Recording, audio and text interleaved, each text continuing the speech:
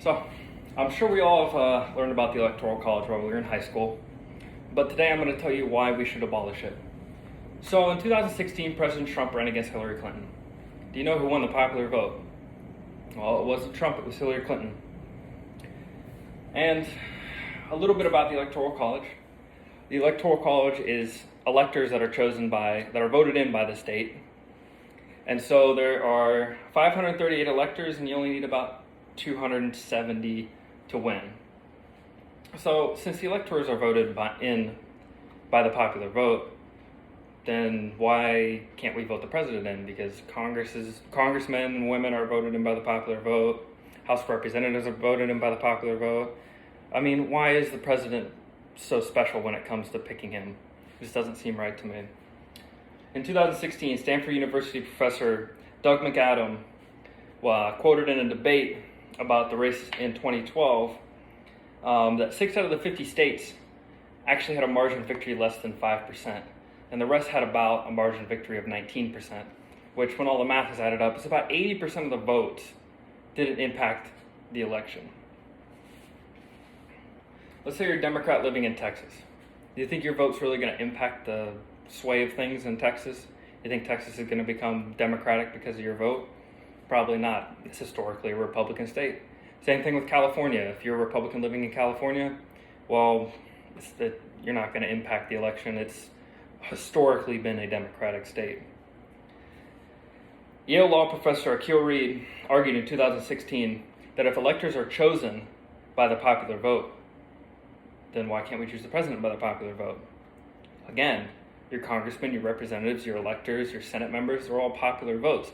But the president is the only one where we have this fancy, convoluted system where most of us don't even understand how it works.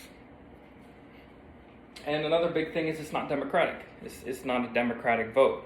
It's not one person, one vote. It's whatever the state votes.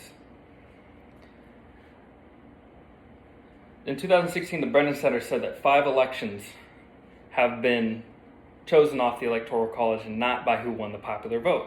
So that's 5 presidents that were voted into office not because they had the popular vote, but because they won the Electoral College, went to the right states.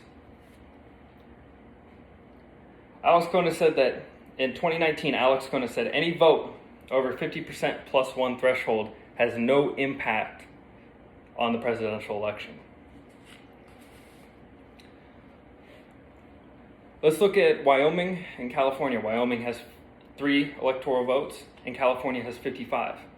So it's about a 57-to-1 ratio, where 57 California voters equals 1 voter in Wyoming, and it shows how disproportionate the representation of people in California really are. 2019, a law professor, Kieran Hodges, a law professor at Benjamin N. Cardozo School of Law, said the difference in Wyoming is that Wyoming has more representation in the Senate and so in the Electoral College.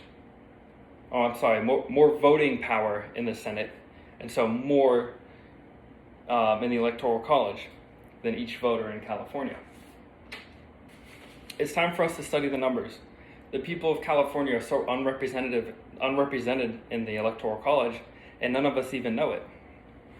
Imagine abolishing the Electoral College. Imagine there being no more Electoral College. Imagine 1 person, 1 vote. Imagine the giant turnout in people that finally get to have their vote recognized. No matter what race, ethnicity, age, gender, all of that. We all get 1 person, 1 vote.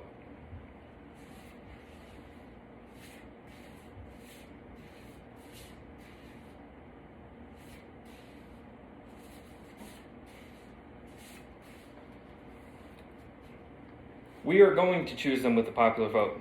We see the disproportion. We see unrepresentation in all states.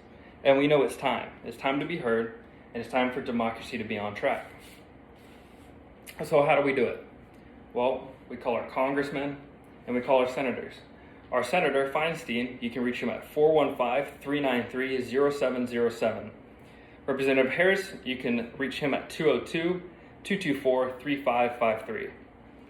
And you can find your congressman in the region at govtrack.us/Congress/members/California.